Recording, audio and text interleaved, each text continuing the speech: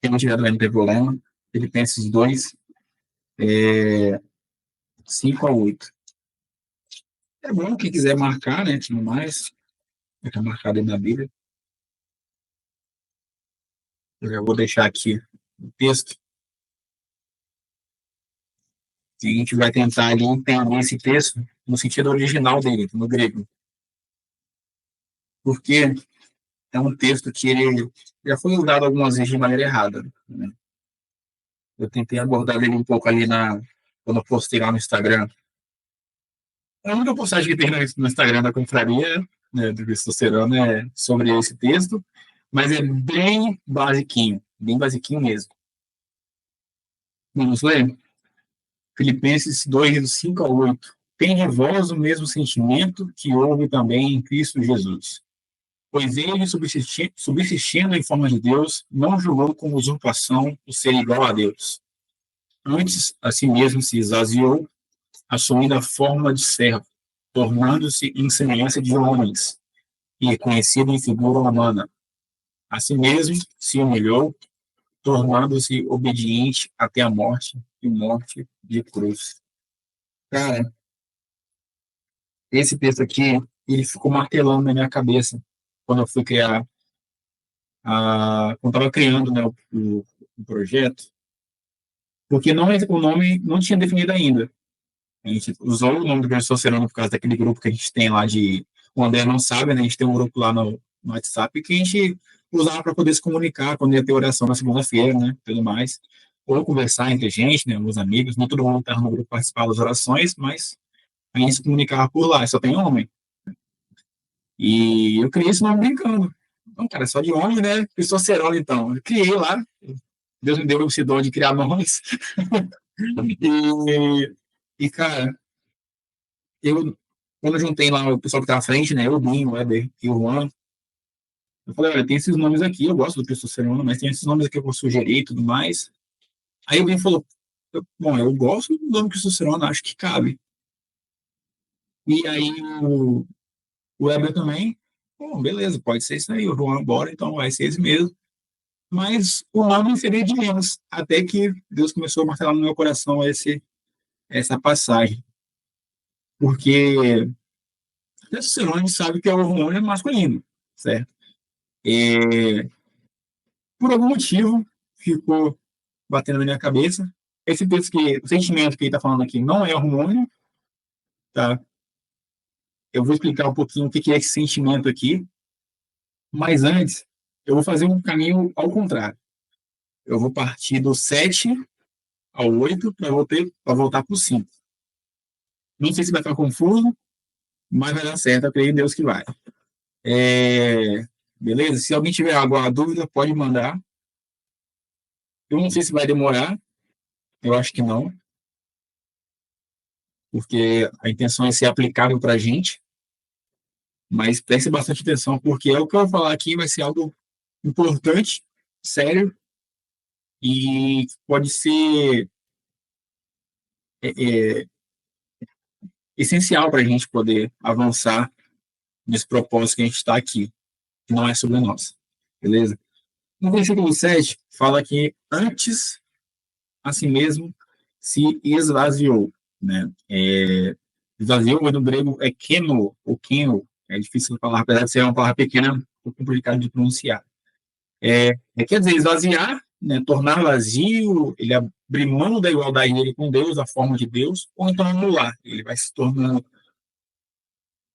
vil, né, se tornar vão, inútil, sem efeito, ou seja, Deus, Jesus, ele se esvazia da sua forma de Deus para se tornar homem, né? Mito, perdão, para se tornar servo. Só que aí tem um problema, né? A condição de servo só é possível para quem é homem.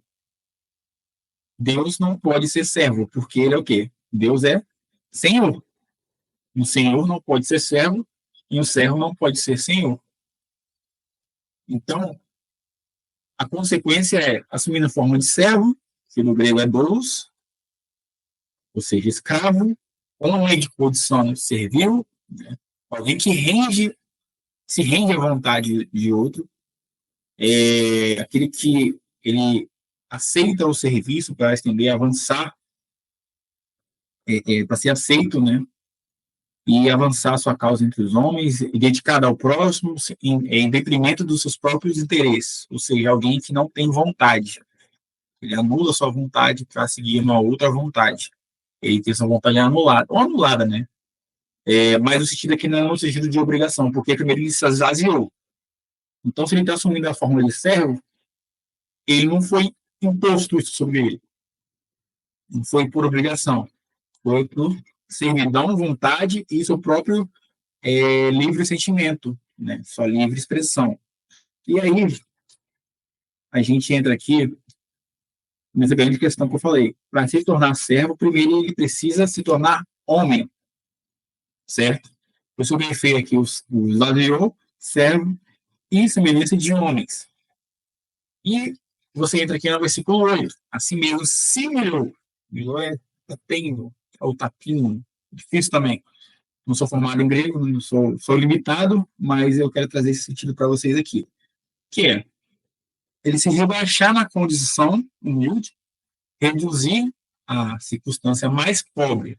Lá na EBD, a gente está trazendo aula sobre Pentateuco, e a gente deixou claro uma coisa, que Deus, Jesus, ele se fazer homem já é um ato de humilhação, porque ele deixa a sua glória para se tornar um homem comum, que sangra, que está propenso a doenças, propenso à morte.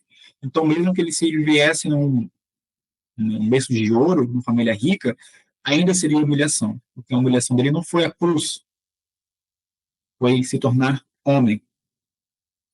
A humilhação dele não foi morrer, por mais que seja uma morte humilhante, uma morte de sofrimento. A humilhação de Cristo, a doutrina da humilhação de Cristo, está no fato de um Deus perfeito, santo e sem mácula se tornar homem, se fazer homem e se tornar servo. Ok? Até aí está dando tal ok para entender? Beleza. Show? Tranquilo. Beleza. E aí, então se esvaziar, aqui não se esvaziou, ele está falando de Deus. Então, primeiro de tudo, se esvaziar um ato que só é possível para Deus, porque a humilhação do homem já está no fato de ser homem. Entendeu? Ninguém levantou a mão, então. Ah, esse que tinha a nota na mão, foi o Valdir mandou no chat aqui. Então, apenas o fato de Deus se humilhar, já Deus se tornar homem, já é uma humilhação. Isso só é possível para Deus se esvaziar, porque ele é Deus. E o homem, a sua posição perante Deus já é humilhada, já é uma posição de inferioridade. Porque o homem é o quê? Não é nada. A humilhação do homem está no fato de ser homem. Então, existe uma grande incongruência, né, um grande erro aí na aplicação que a gente tem aí de se esvaziar por fora. Não, tem que ter o mesmo sentimento aqui de Jesus, que é se esvaziar. Não é isso. Não é isso. Por quê? Eu não posso me esvaziar de nada porque eu já não sou nada. A condição de se esvaziar só está em Cristo, porque Ele é Senhor. Então, ele se esvazia da sua imagem de Deus para se tornar servo. E só é possível se tornar servo se eu sou homem. Como a gente falou anteriormente. Éramos filhos da ira. Em algumas passagens, Paulo vai dizer que nós éramos escravos do pecado. Então, ou eu sou escravo de Deus, ou eu sou escravo de Satanás, escravo do pecado. Não tem meio termo nessa questão. Então, a minha semelhança aqui, a humilhação é ser homem. E a humilhação de Cristo é se tornar homem. Ok? E aí, a gente volta no versículo 5. Aqui, tendes vós mesmo o mesmo sentimento. Acabei compartilhando para vocês a tela, eu acho, né? Vou dar aqui. Ninguém me avisou que eu tinha compartilhado a tela. Pensando que estava aqui já, estava. Beleza. Agora dando para vocês verem aí.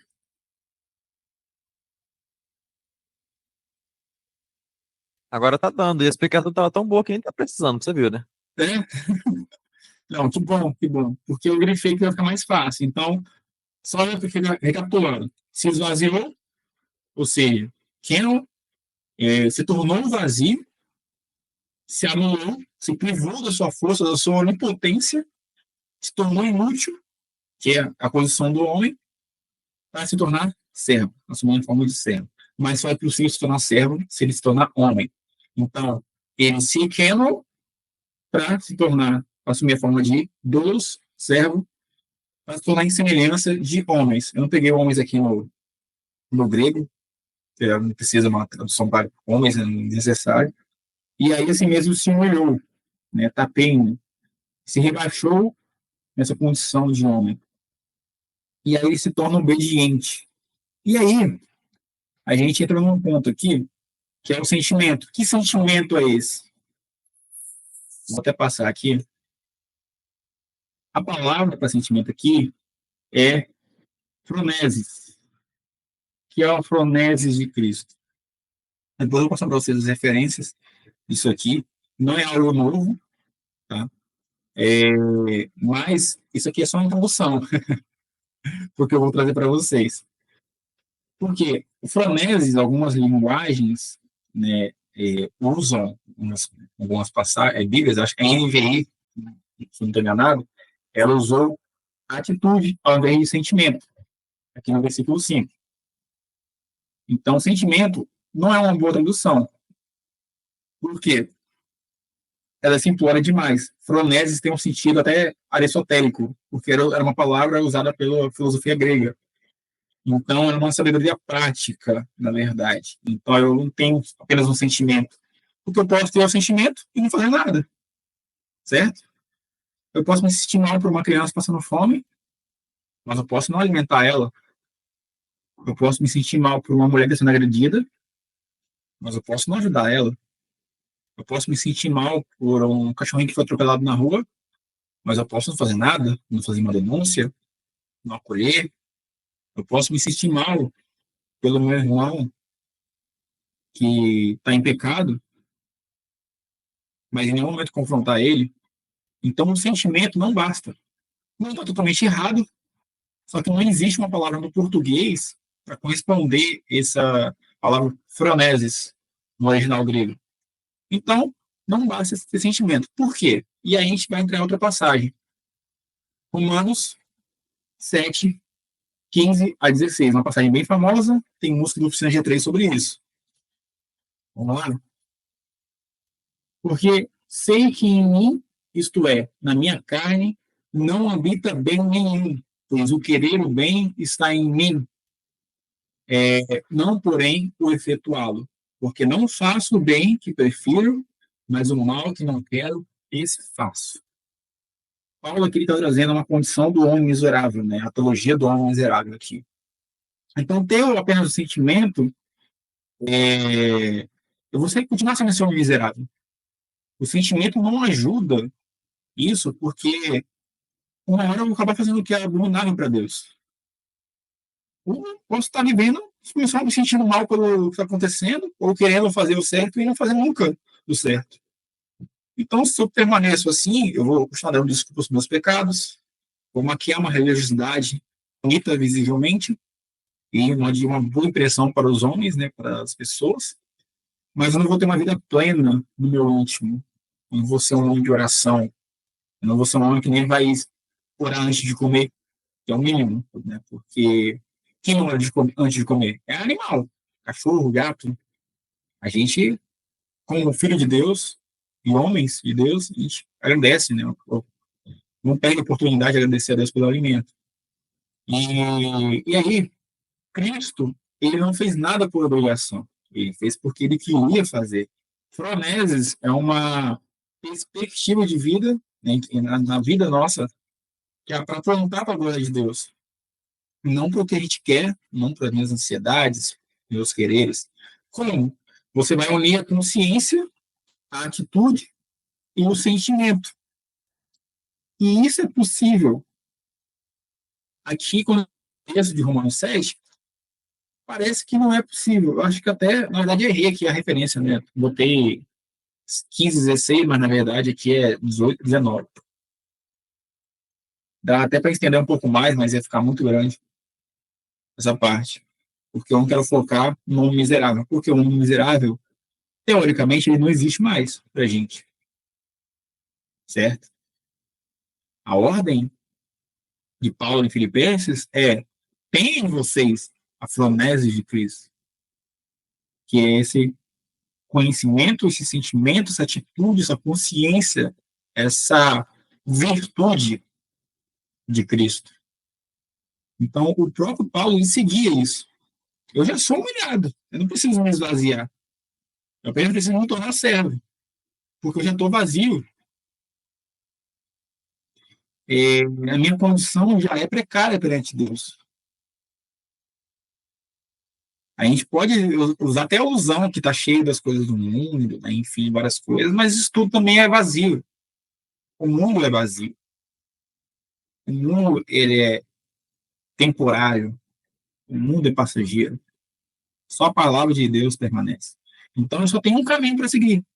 O caminho que foi me designado desde o jardim, desde o Éden. Eu retorno a ser o que eu fui desenhado para ser, que é um servo de Deus, um companheiro de Deus, um amigo de Deus. E os amigos de Deus, eles fazem o que é bom diante de Deus. E aqui a gente não está falando nem de santidade em si, porque a santidade vai ser consequência, certo? Eu não vou estar tentando fazer o que é santo perante Deus de maneira obrigada, de maneira por remorso, por fazer um pecado no passado, porque eu quero compensar as coisas que eu fiz, ou porque eu quero parecer mais santo do que o outro, ou porque eu quero parecer melhor do que o outro. Muito pelo contrário. Eu quero fazer por obediência a Deus.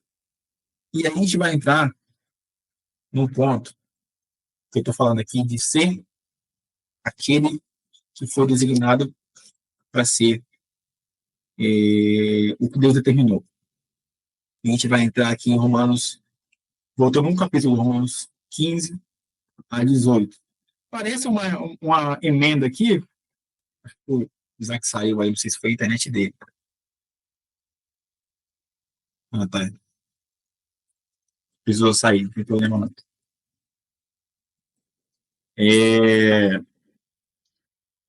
Isaac falou que ele teve uma reunião agora, compromisso, mas ele assiste depois também a gravação. E, pessoal, isso aqui é importante. O nome que serve, que serve é só um nome para poder causar impacto, tá? Porque a gente não pode ficar dando desculpas. A gente pega esse texto aqui falando que Paulo fala dessa guerra, dessa militância da carne e tudo mais, mas ele coloca apenas a condição natural do homem. E às vezes o homem, mesmo sem Espírito Santo, casa graça comum, ele faz o que é certo. Mas a gente lembra que sem fé é impossível agradar a Deus.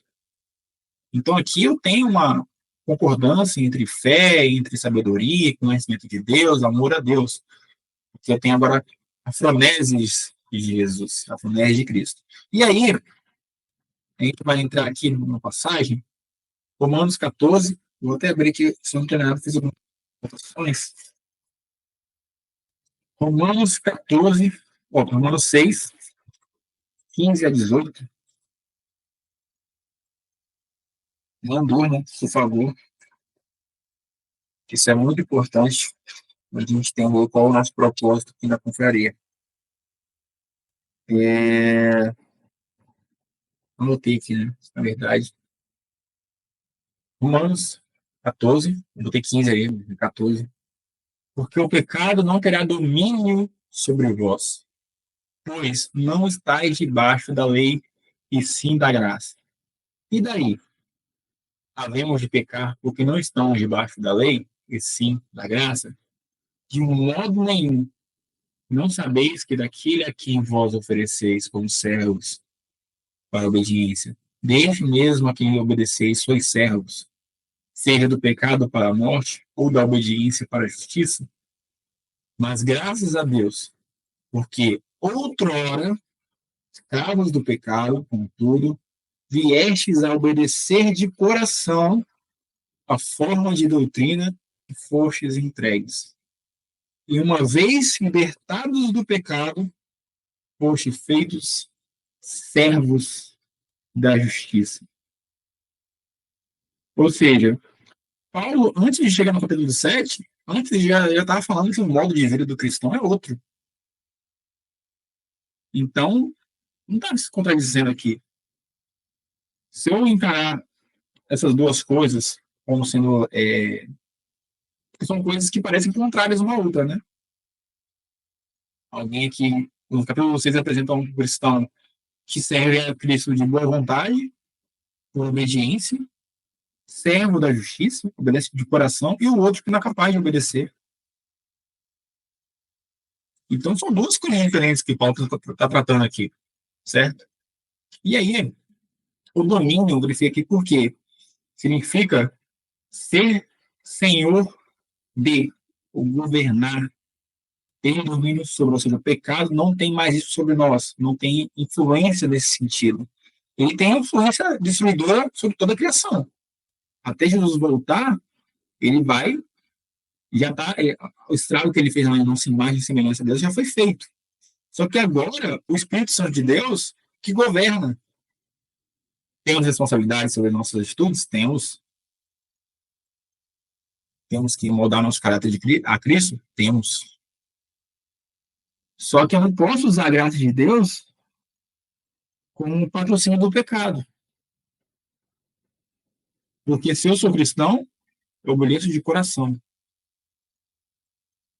Eu posso estar desobedecendo por um erro teológico, um erro de visão da fé.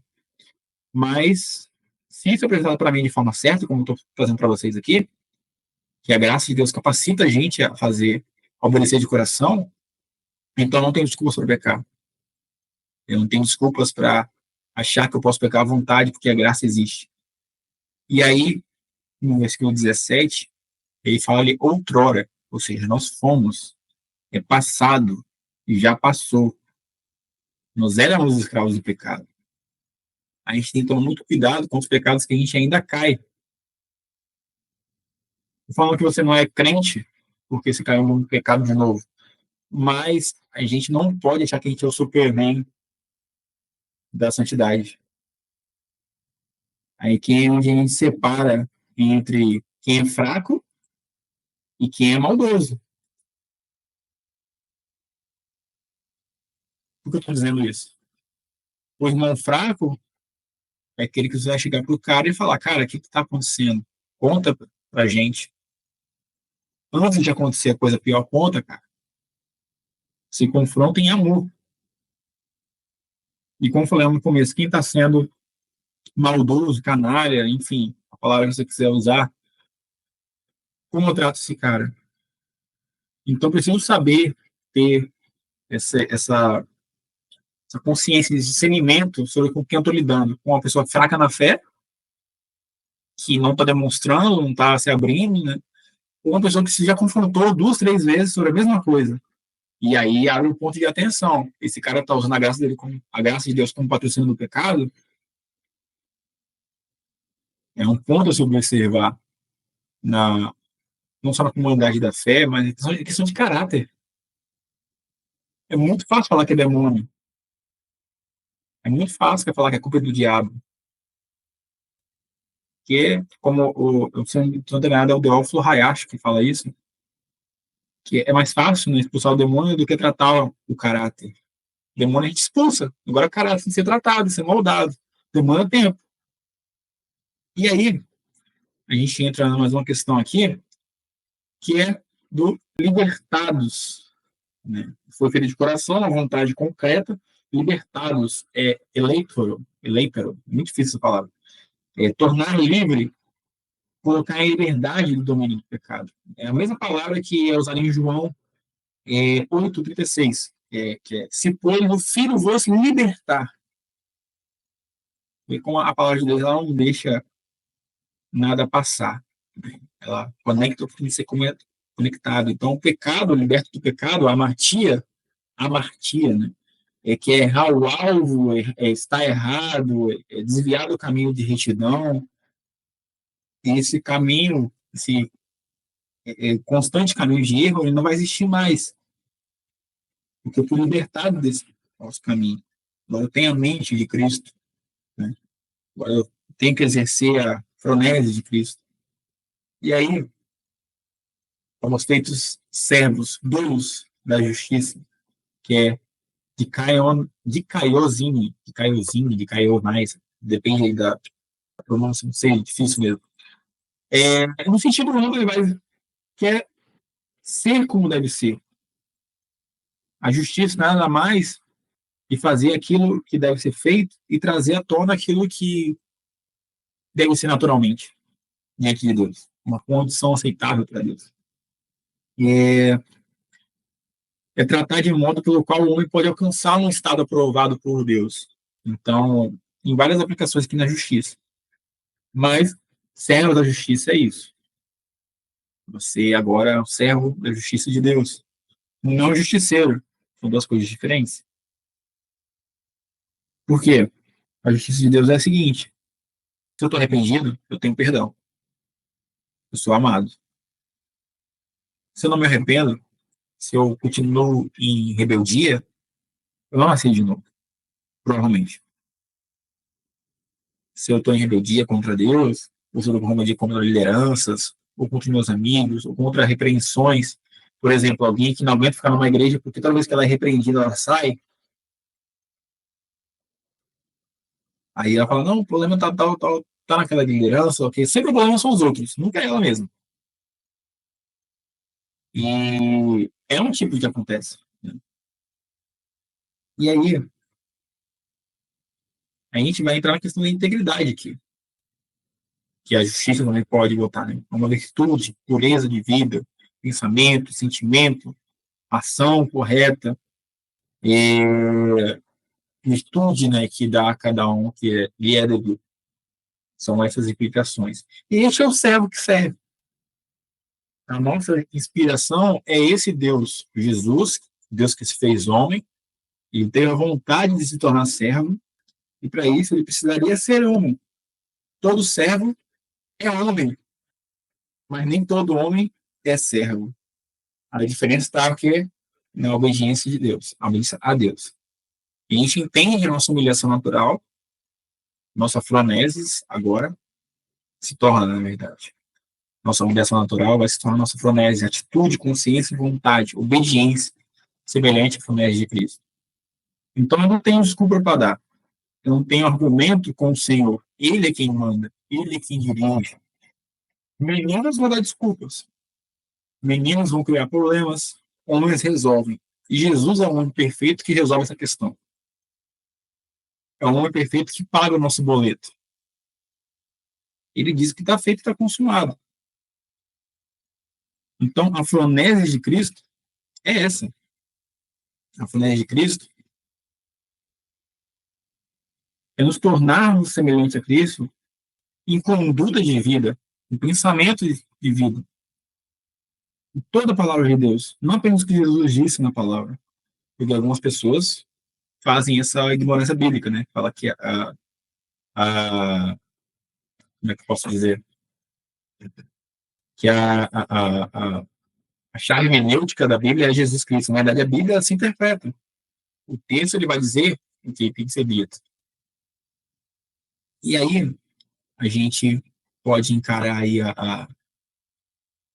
essa realidade da fronese de Cristo. E aí, a gente vai entrar aqui no que é o testosterona. Gente, está ficando muito extenso para vocês? Como é que está para vocês aí? Estou só esperando você concluir para poder fazer alguns tipos de comentários, mas eu prefiro deixar você terminar você concluir. Rafa tá aí ainda, dormiu? Rafael foi com Deus. Eu tô aqui, Lucas. Ah, tá. Tô aqui, a gente sabe o que você tá. Perfeito, perfeito. Pessoal, e aí? Eu tentei segurar o telefone e deixei ele aqui no braço do sofá. Não, tranquilo. E, cara, a gente vai entrar aqui. O que que é o cristosterona? É só um nome, tá? O que é essa, esse movimento, né? Primeiro de tudo, a gente tem uma característica que está na logo, né? Dispostos a obedecer a Deus de forma íntegra, com coragem, fé e honra. Primeiro, Deus não quer filhos covardes. Covardia não faz parte do caráter de um homem de Deus. Não sei se vocês lembram da história de Gideão. Deus é até paciente com o Gideão. Né? Ele insiste várias vezes para ele poder agir. Olha, vai nessa tua força que eu estou contigo. E o Gideão, não, mas sou eu, pequeno, só o quê? Fica tremendo diante da situação e Deus paciente com ele. Não, vai lá nessa tua força que eu estou contigo. Deus não quer homens covardes. E a covardia é um ato de falta de fé. A covardia é um ato de duvidar do poder de Deus. Foi o que aconteceu ali com os espias, quando foram observar a terra de Canaã. Apenas Caleb e Josué acreditaram que era possível entrar porque eles presenciaram as coisas que aconteceram com o povo de Deus, o cuidado de Deus, com este povo, mas a fé deles não estava apenas nisso, né? Era realmente um coração que entendia quem eles eram perante Deus e entendia quem Deus era. Josué, né, que é o nome também de Jesus, é o mesmo nome, tem variações aí. E aí, honra, cara, honra. Honra também, se a gente fosse pegar ali na Bíblia, honra, glória, peso, são as mesmas coisas praticamente, né? Dependendo do texto. É ter honra, palavra, sabe? Assumir compromisso. Provérbios 5, 22, 23, fala assim, quanto ao perverso, as suas iniquidades o prenderão. Com as cordas do seu pecado será destino. Ele morrerá pela falta de disciplina e pela sua muita loucura, perdido no baleio. Então, cara, se você quer trilhar uma vida de perdição, não queira ser confrontado. Porque aqui é o local em que seremos confrontados pela palavra de Deus, quando estivermos no erro. Eu acho que a gente não está aqui para ficar cuidando da vida moral de ninguém, porque a gente não é pai de ninguém aqui. Não tem nenhuma criança, né? Todos somos, a maioria de nós que somos adultos, né? Com mais de 20 anos, ou tentando criar uma independência, ou já criando uma independência. Mas nós vamos corrigir, vamos confrontar com amor. E aquela coisa, a Bíblia fala, se eu confessar 2, 3 vezes, a gente precisa ter esse filtro, né? Em 2 Timóteo 2, 22, 23, também, mesmos versículos, né, curiosamente, Paulo diz para Timóteo assim, foge das paixões da mocidade. Segue a justiça, a fé, e o amor e a paz com os que de coração puro invocam o Senhor. Né? E repele as questões insensatas e absurdas, os sábios que só engendeiam contendas. Ou seja, eu não vou perder tempo com outras coisas. Eu vou me dedicar àquilo, exceto perante o Senhor. E aí, como diz em Salmo 16, tu me farás ver os caminhos da vida. Na tua presença, plenitude de alegria, na tua destra, delícias perpetuamente. E aí, o interessante aqui é que o amor, ele não é complacente, eu acho que essa palavra é certa, ele não é aceita qualquer coisa. Em 1 Coríntios 13, fala que o amor ele não se conduz inconvenientemente. Ele não procura os seus próprios interesses. Então, se a gente está aqui por amor ao nosso próximo, aos nossos irmãos, eu não faço aquilo pelos meus interesses. Não se ressente do mal, né? Então, o amor verdadeiro, o amor em Cristo aqui que nós estamos falando, não é sobre nós, é procurar os interesses de Deus.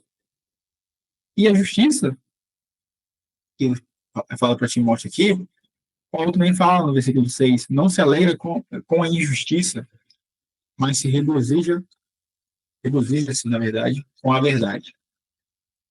Então, o amor a Deus não é um sentimento, apenas um sentimento no caso. É um sentimento com consciência que eu tenho que fazer aquilo que é reto perante o Senhor. Se eu amo o Senhor, eu guardo seus mandamentos, como diz em 1 João. E eu não posso me alegrar com a injustiça, cara. Que tipo de amor eu vou ter com o próximo se eu estou tendo um sentimento neutro com o pecado? Se o pecado não causa mais dor. Se o meu irmão se desviar, o meu irmão estiver fazendo mal ao outro, ou eu fizer mal ao meu irmão, se aquilo não me causa mais dor, cara, qual o sentido desse amor? Não é amor. Porque o amor não se alegra com justiça. E aí pode até ser a mentira também, não se alegra com a mentira, mas ele se regozija com a verdade. Então, aqui a gente não está tratando de uma santidade e querer ser uma santidade exemplar. Na verdade, é simplesmente transparecer o caráter de Cristo. Entendeu? E aí, eu falei sobre confronto, né? E aqui é um lugar de confronto também. Porque Provérbios 27:6. Leais são os feridos feitos pelo que ama. Porém, os beijos de quem odeia são enganosos. Ou seja, é melhor, cara, que o seu irmão te confronte. Sinta-se feliz por ser confrontado. Porque a gente acabou de falar sobre Provérbios 5:22, que o perverso, ele morre pela falta de disciplina. Ele morre pela sua própria loucura. Ele vai morrer daquele jeito. Então, o confronto, que às vezes a gente sente mal por ele, é para o nosso bem. E Deus fala que Deus corrige os seus filhos. E essa correção, no momento que ela é feita, ela não é agradável, mas ela, com o passar do tempo, vai ser motivo de alegria.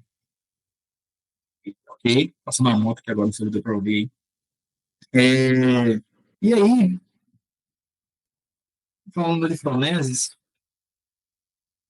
a gente vai entrar neste ponto aqui, essa frase maravilhosa do Spurgeon.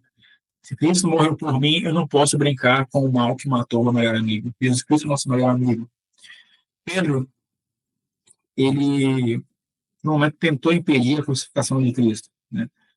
E aí, o Froneses, que é uma palavra que abrange pensamento, Jesus usa o frone, froneia, não lembro agora como que é a pronúncia, acho que é frone mesmo, no Mateus 16:3, ele fala para Pedro, para trás de mim, na rede, Satanás, tu és para mim pedra de tropeço, que não cogitas, não pensas, não frone das coisas de Deus, mas sim dos homens. Não pensas nas coisas de Deus. Ou seja, não pensar de acordo com Deus, para Cristo é a mesma coisa que pensar como Satanás. Para Cristo é a mesma coisa de você não se submeter, não se humilhar perante essa palavra de vida. E a gente não pode brincar, né, com o pecado e não pensar de acordo com a palavra de Deus. E aí, homens de Cristo e de Cristo somente, escravos. Primeiros dois pontos aqui. Primeiro ponto, esse é o Cristocerona, onde os postos obedecer a Deus de forma íntegra, com coragem, fé e honra. Segundo ponto, homens de Cristo e de Cristo somente escravos. E a nossa missão, qual que é ela?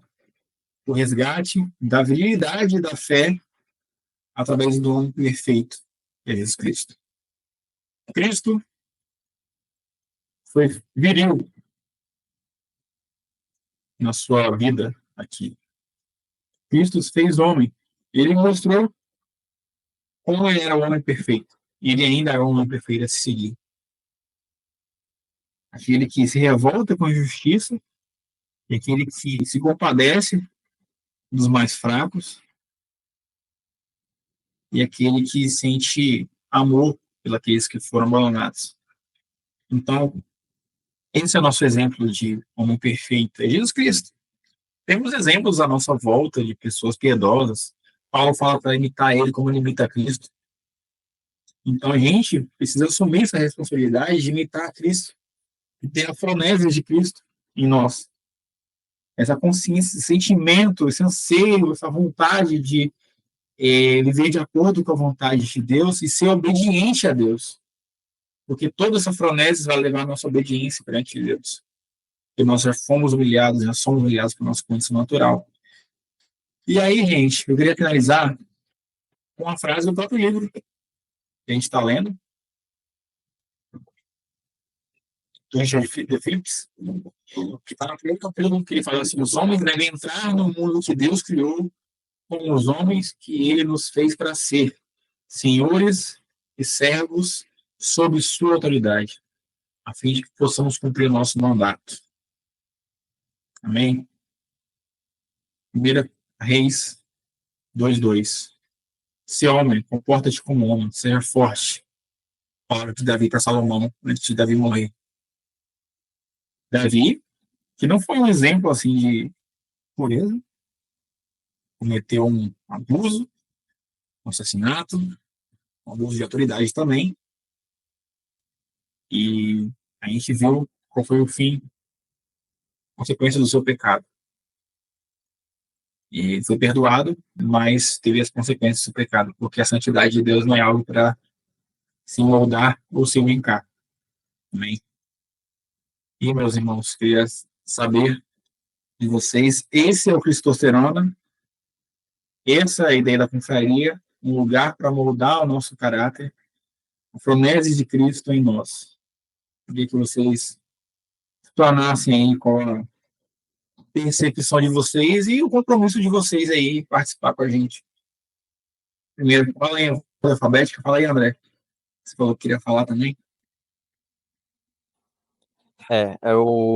Um detalhe aqui que eu estava reparando é que todos esses textos, né, não só esse, mas como outros também, a primeira coisa que eles apontam para a gente é uma realidade de qual a gente às vezes tenta escapar, mas a gente não consegue escapar, que é nós, só pelo fato de sermos humanos, nós já somos servos, já somos escravos, independente de qualquer coisa. Ou somos escravos do mal, do pecado, ou somos escravos de Cristo. Eu acho que foi o Lutero uma vez que ele falou assim, como é uma besta.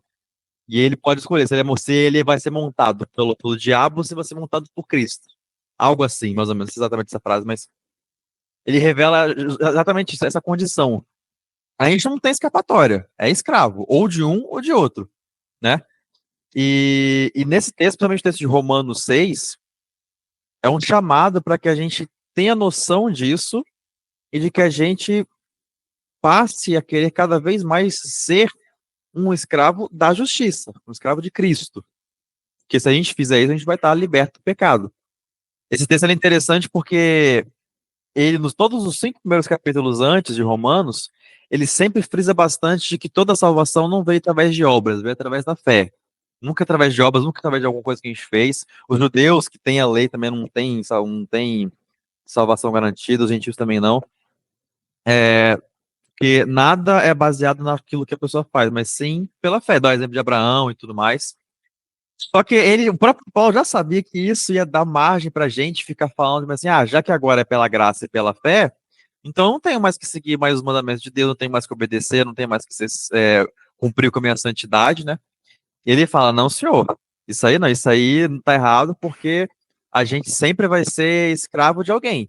Ou a gente é escravo do mal, ou a gente é escravo de Deus.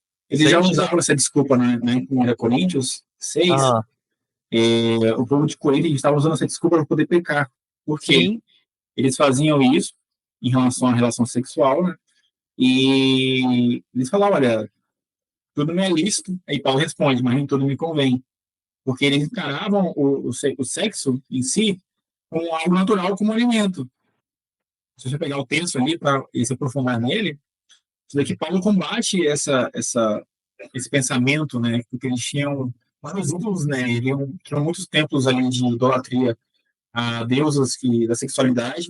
Eles encaravam o sexo como algo normal. E Paulo combate isso. E foi ali, talvez foi o primeiro ali, a hipergraça, né? Que eles colocam, né? Essa idolatria da graça e não a santidade de Deus, né, o caráter de Deus.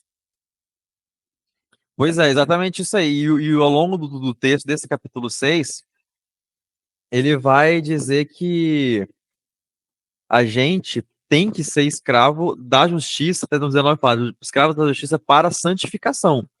Porque se não tiver santificação, é sinal de que você ainda não deixou de ser um servo do mal para ser um servo de Cristo. Então, a primeira coisa que a gente cara é essa condição que a gente tem de só pelo fato de ser humano, a gente já é escravo. A gente pode escolher de quem que a gente é escravo, mas deixar de ser escravo jamais. E como a gente é superior ao resto da criação, a gente às vezes se acha na posição de ser senhor, né?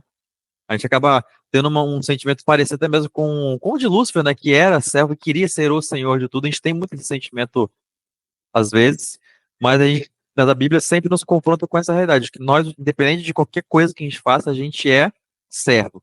E aí, sabendo que a gente tem a missão de ser servo de Deus, ser escravo de Deus, da justiça, Cristo vem, igual está falando em Filipenses, e sai da forma de Deus e passa para uma outra forma humana, para mostrar para a gente o que é ser servo de Deus de verdade.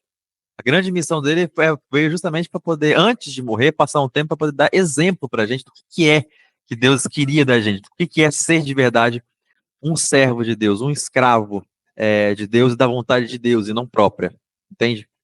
Então, essa atitude dele foi porque ele queria cumprir com esse propósito. Ele queria que a gente adorasse ele de coração e queria dar o exemplo para a gente do que é ser servo de Deus de verdade. Lá no livro fala que nós fomos feitos para ser servo de uma maneira especial, né? Ao sermos servos dentro do jardim, a gente é servo sendo senhor de algumas coisas, né? Como que uma das coisas que Deus mandou a gente ser, senhor, né? Dominar sobre a natureza. Nós, como homens, temos, né, entre aspas, né, senhores, né? Chefes do lar também.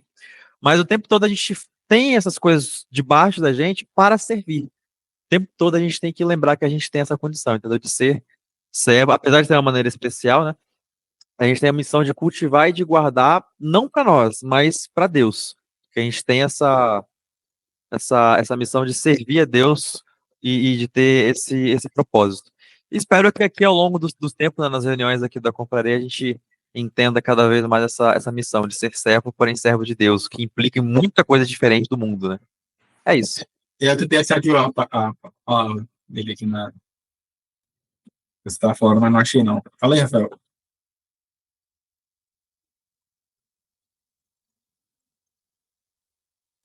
Pessoal, mais uma vez, né, eu pude aprender muito com vocês aí, né, nessa live. E, Lucas, cara, muito bom, cara. Fantástico.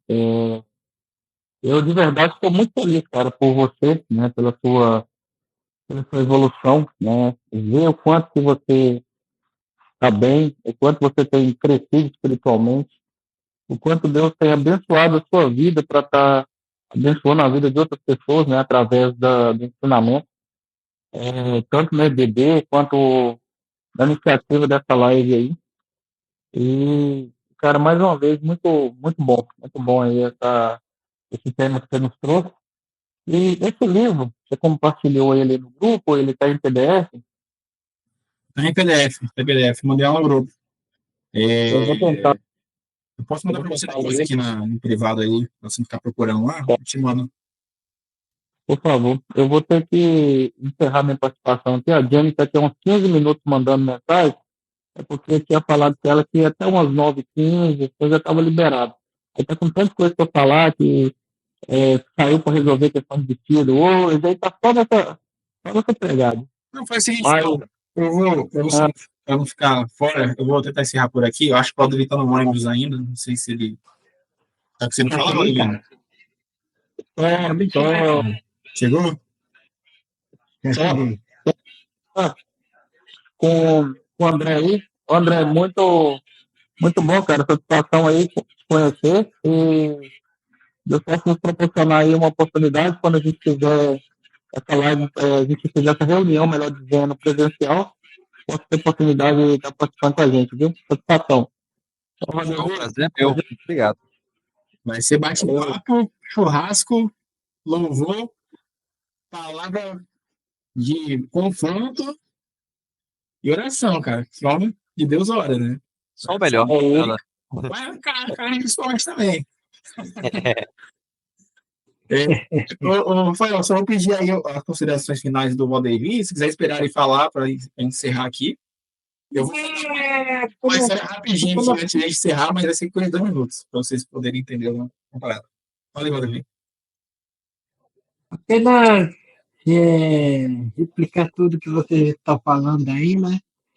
E da importância de você liderar, de você, do Fábio, do Leandro, de liderar essa confraria testosterona, né? O quanto que a gente necessita e carece da graça, da misericórdia de Deus todos os dias. Enquanto isso é essencial para cada um de nós, né? Nós que somos jovens, né, somos da mocidade, temos muitos desafios a enfrentar, seja em casa, seja no trabalho. O Rafael, por exemplo, agora no noivado com a Jennifer, o Lucas no cuidado paternal aí com o Heitor. Enfim, todos nós temos desafios, todos nós temos dificuldades, temos problemas, mas a gente tem um Deus que cuida de nós, tem um Deus que cuida, que nos ama.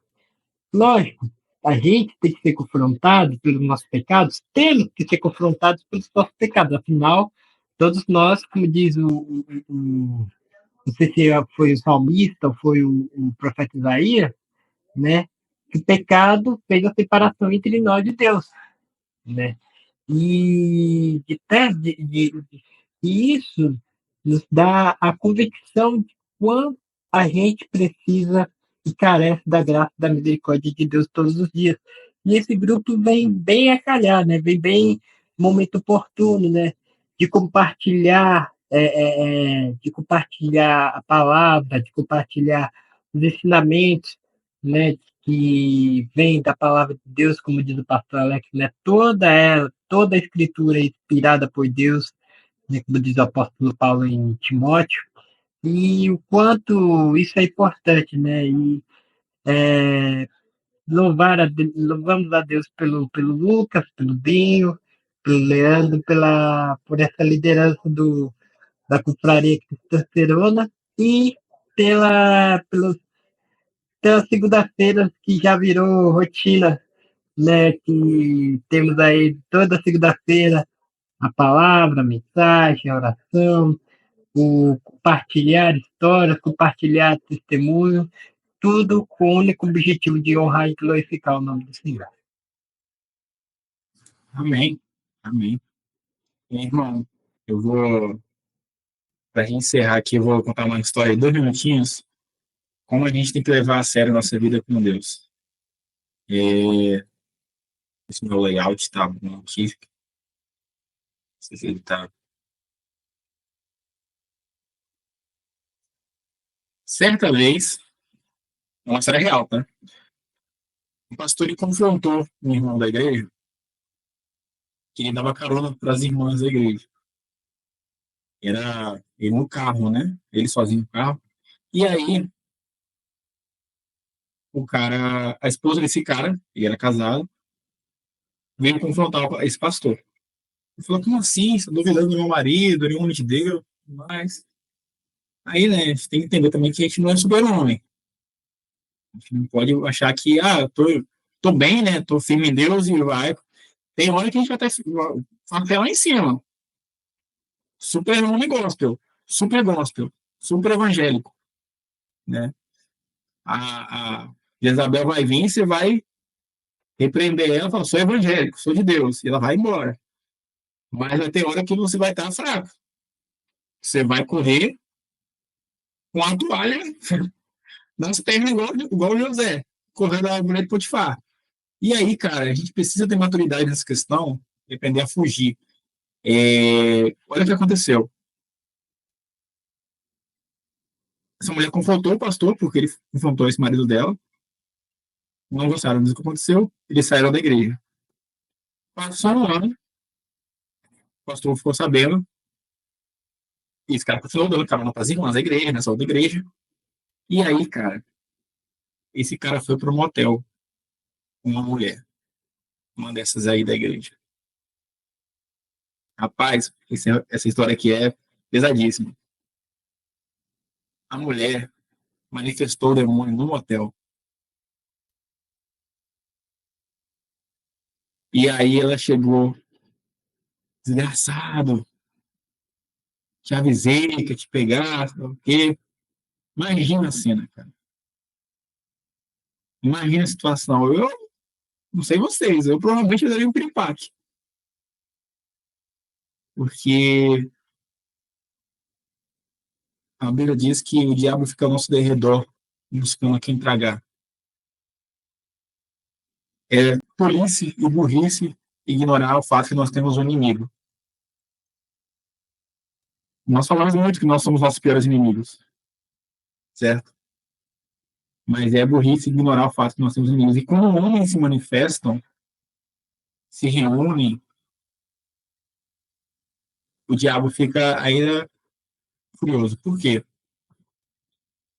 O diabo odeia a masculinidade. Uma das coisas que mais tem sido usurpadas e distorcidas hoje no nosso mundo é a masculinidade.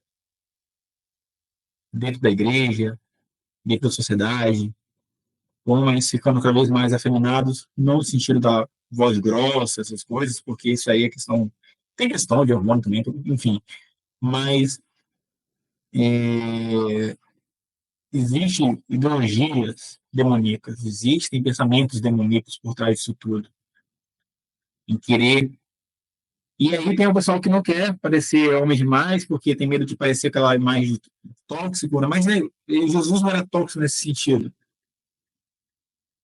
Porque a gente, como irmão em Cristo, a gente não vai, e a gente, como consciência do nosso pecado, a gente não vai olhar para o gay e falar que ele é mais pecador do que a gente. Quando a gente tem consciência que todo homem sem Cristo ele é miserável. Todo homem sem Deus, ele é... Rafael teve que sair, tudo bem. Todo homem sem Deus, ele é perdido. Então, se tem um irmão meu que está tá na igreja, ele é homossexual, está lutando contra esse pecado, e alguém for zombar disso, eu vou defender ele. Eu não vou fazer parte dessa zombaria, porque é o que Jesus faria. É meu irmão, ele é homossexual, e daí? Quer levar uma coça? Brincadeira. Por quê? Cara, é meu irmão em Cristo. É meu em Cristo. Então, se eu sei que ele está lutando, que ele tem uma luta, uma dificuldade, eu vou abraçar ele. E agora, qual a diferença do adúltero, do beberrão, do maldizente, do murmurador e desse irmão que tem esse pecado? A diferença está em se eu estou conformado com ele. Porque existe o pecado do caráter, existe o pecado da fraqueza. O cara que ele é fraco na carne. E aí a gente faz separação no começo. Existe o cara que realmente tem dificuldade. E a gente vai atrás dele e fala, cara, fala o que está acontecendo, meu querido. Porque a gente não quer encontrar você pior do que agora. Porque você não falou. Ia ser chato mesmo.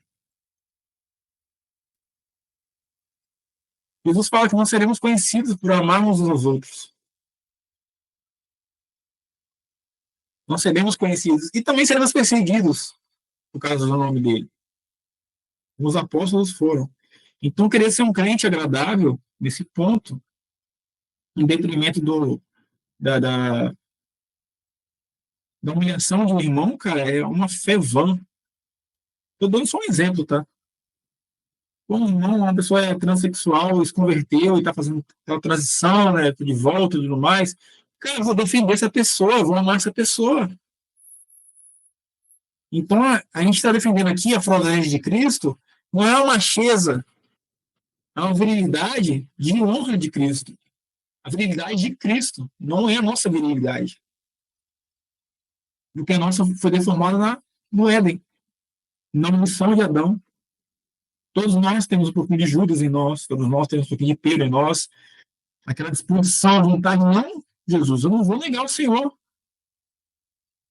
e chega lá e nega, porque ainda não era a hora, não tinha revestido de poder ainda. Então, vamos nos armar aqui. Na próxima reunião, pedir para o Juan trazer um estudo sobre jejum.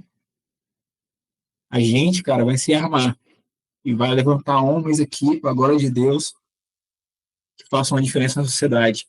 Vamos movimentar evangelismos, vamos movimentar aí ação social. Isso aqui, lógico, em longo tempo, mas é importante ressaltarmos isso, porque não é um movimento um pouquinho de teologia. A teologia, nossa, se ela não gerar vida em nós, cara, que teologia é essa? Se não gerar transformação, se não gerar uma ação. O fim da nossa teologia é vida em abundância. Não é transformar a Bíblia num livro de curiosidades. Entre pessoas que falam, vem da minha igreja, aqui tem isso, aqui tem aquilo, como se fosse um grande mercado da fé. A gente não está buscando pessoas para a nossa igreja, a gente está buscando fazer discípulos em Cristo. Amém? Amém. Amém. Amém. Tamo junto? Sempre. Posso contar com vocês? Hoje sim. Se a Amanda na linha vai levar a pau, tô brincando. A gente tem que ter essa consciência. Cara, um dos caras mais santos que eu conheço, que é o Paul Washer, as pessoas que convivem com ele falam que ele é muito brincalhão, né? Ele é muito risonho. E não imagina, quem vê a pregação dele não imagina isso, né? Eu não consigo ver o Paul Washer rindo a piada. Jamais. Pois é. E Não. ele já tem uma cara meio de sofredor, assim, né? Sim. E passou por provavelmente muitas coisas, né? Como evangelista também, ele é. Eu imagino que a cara do professor Jeremias deve ser igual a do Paul Washer em relação a.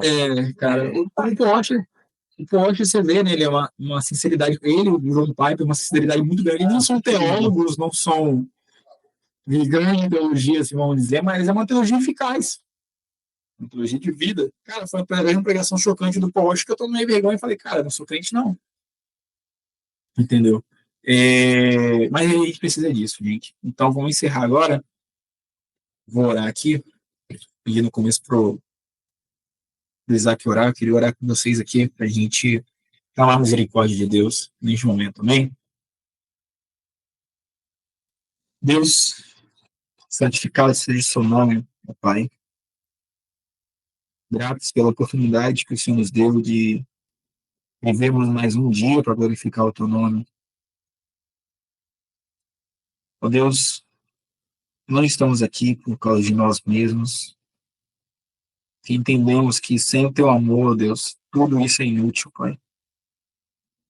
Sem o teu amor, Deus, tudo vira idolatria, vira ego, e tudo isso vai acabar uma hora, Deus. Todas essas coisas vão passar. Estamos aqui por causa do teu nome, do teu nome somente. Eu peço, Deus, que o Senhor nos transforme em homens de coragem, homens de fé, homens de honra. Que o Senhor aniquile toda a meninice do nosso coração.